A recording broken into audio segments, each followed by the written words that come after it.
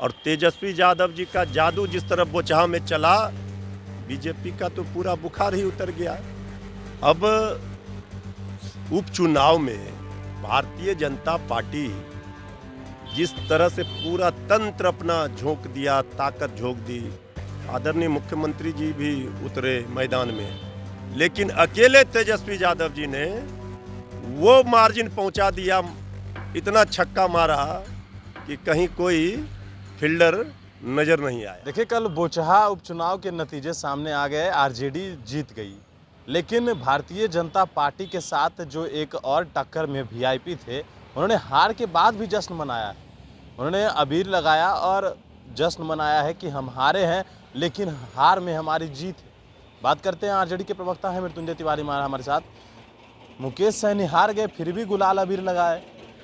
भाई देखिए, अगर गुलाल अबीर कोई लगा रहा है तो इसमें किसी को क्या बुराई नज़र आता है? वो लगा रहे बेचारे, उनके साथ जो किया, जिस तरह सीने में खंजर भाजपा ने भोंका, तो उनको तो दिल में ठंडक पहुंची होगी। इस टेम्परेचर में भी जब लू चल रहा है, कहर बन करके तापमान लोगों पर कहर बन करके टूट रहा है मौसम का, तो अब मुकेश सहनी जी को थोड़ा राहत मिला होगा। तो जो किया बीजेपी ने तो सबके सामने है, इसलिए उन्होंने मिठाई बांटा, जश्न बनाई। अच्छा, सवाल ये है कि जीत के बाद हर पार्टी में जश्न की तैयारी देखने को मिलती है, लेकिन कल आरजेडी में ऐसा नहीं देखने को मिला। नहीं, देखिए, उस समय भी विधानसभा का जब चुनाव हुआ था तो पार्टी नेतृत्व ने निर्देश दिया था कि कोई भी इस तरह का, चूँकि हम लोगों को पता है जनता दुखी है, जनता बेरोजगारी की मार, महंगाई की मार, भुखमरी से, अपराध से, भ्रष्टाचार से त्रस्त है,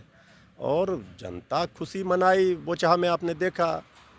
तो ये खुशी उस दिन होगी जिस दिन हमारे नेता तेजस्वी यादव जी की ताजपोशी होगी। बोचहा तो झांकी है, असली फिल्म तेजस्वी यादव का ताजपोशी अभी बाकी है। सवाल ये भी है कि जीतन राम मांझी ने भी कल इस बात को स्वीकार कर लिया कि बीजेपी ने एक्सपेरिमेंट क्यों किया। नहीं, देखिए, आदरणीय जीतन बाबू मांझी जी को भी वही डर सता रहा है जो घटना मुकेश सहनी जी के साथ बीजेपी ने किया है। अब तो तलवार लटक ही रही है ना, हम पार्टी और जेडीयू। तो दोनों पार्टियां, जेडीयू और हम पार्टी भी खुश है बीजेपी के हारने से। देखिए, ये स्पष्ट संदेश है बोचहा से।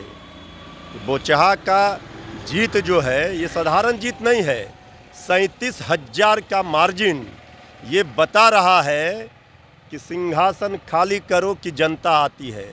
ये जन सैलाब उमड़ पड़ा, तेजस्वी यादव जी के लिए खड़ा हो गया, और तेजस्वी यादव जी का जादू जिस तरह बोचहा में चला, बीजेपी का तो पूरा बुखार ही उतर गया।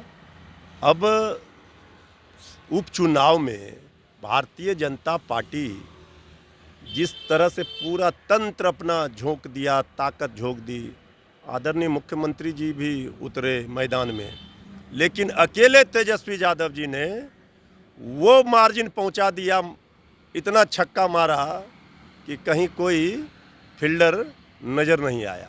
इसलिए अब तो सीधा है तेजस्वी यादव जी की, हम जो कहते हैं तेजस्वी एक्सप्रेस ने पकड़ी रफ्तार, अब जाएगी नीतीश सरकार। अच्छा, सवाल ये भी है कि जो तेजस्वी यादव ने समीकरण बैठाया, शायद वो समीकरण अब सफल होता नजर आ रहा है। देखिए, शायद वैद का तो कहीं कोई गुंजाइश ही नहीं है।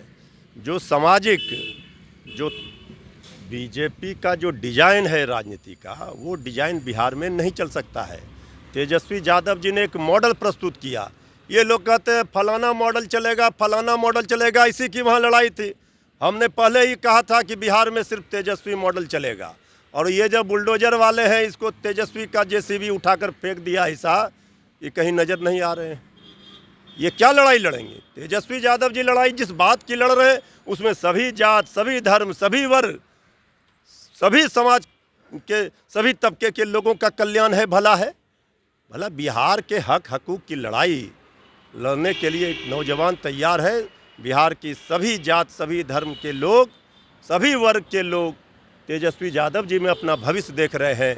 इसलिए बिहार को सजाना है, संवारना है, उठाना है, दौड़ाना है, पढ़ाना है, ये काम करना है।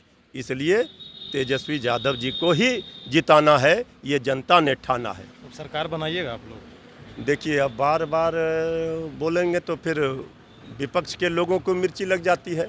अरे ये सरकार थोड़ी ना चल रही है, बार बार तो हम लोग कह रहे हैं कि तेजस्वी यादव जी कह रहे हैं ये सरकार नाटक नौटंकी सर्कस वाली सरकार ज़्यादा दिनों तक नहीं चलेगी। सरकार का सांस तो रुक चुका है, थम चुका है। ये सरकार वेंटिलेटर पर किसी तरह से सांस ले रही है। ये कितना उछल कूद करेंगे। बोचहा की जनता ने किया कमाल, अब मचेगा एनडीए में सरकार में बवाल।